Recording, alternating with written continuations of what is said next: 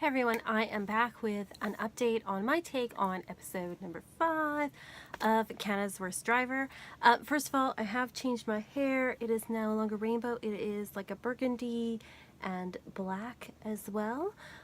So yeah, no, rainbow's gone. Not that I didn't like it, just felt like a change. But anyway, back to Worst Driver.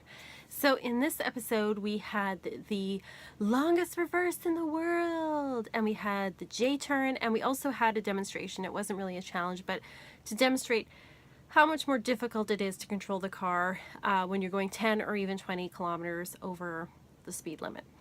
So longest reverse in the world was the first thing, and it's a kilometer where you have to reverse between rims that are stacked up, and there's 6 inches on either side, and then I think it became garbage cans, then it became cement barriers, and then it became foam barriers, and they got wider. Like, it got wider as it went. So again, what they did not show you is, yes, it took me a long time to do it. However, the first part, getting going, I was super slow with, and I didn't want to hit the car, and I didn't want to wreck it in any way. And so it took me super slow getting the first part, but then I started getting going. And once we got to like the wider parts, I was going totally fine, and I barely hit anything. So I think slow and steady is okay. They make it sound like I didn't do anything, but I did get there. I did get there. So I'm proud of myself. Was I the fastest? Oh no. Oh no. I was the slowest, but that's okay. Seeing Danielle reverse, she was the queen of reversing. She did great. So I'm super proud of her. I think she did a great job. I loved that purple Cadillac. It was so nice. I love that color for a car. I think it's just great, and it was cool to do that. So did that, and I'm really proud of Danielle as well for going on the highway, because I know she's super scared of it, and Tim is so good. He's so calming. I went out for a drive on the highway with him too for a lesson, and he's so calm and so reassuring, and he totally is awesome at it. So good.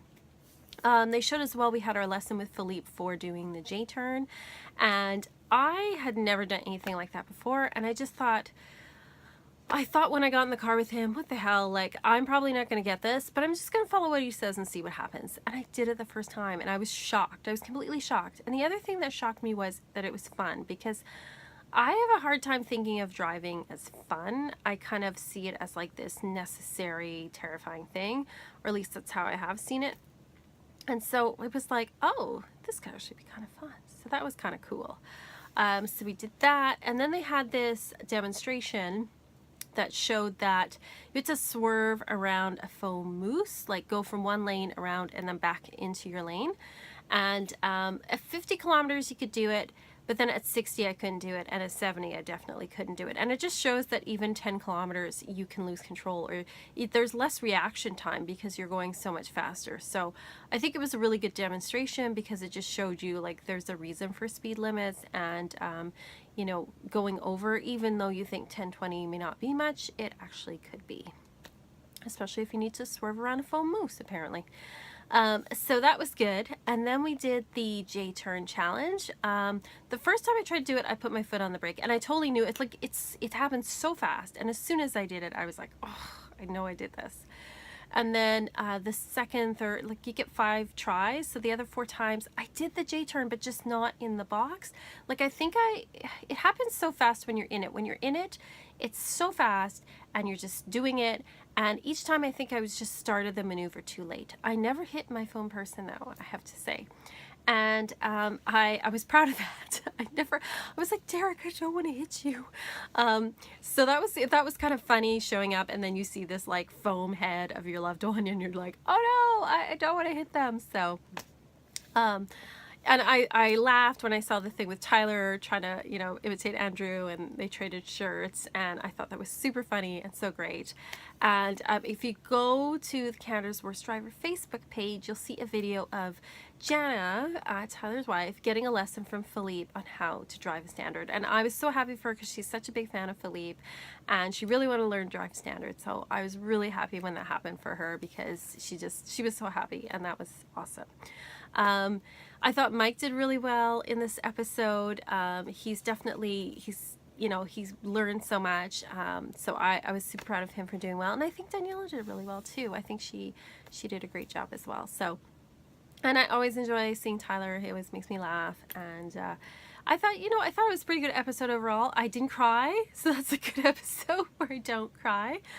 Yeah, it was definitely good. And that's kind of my take on it.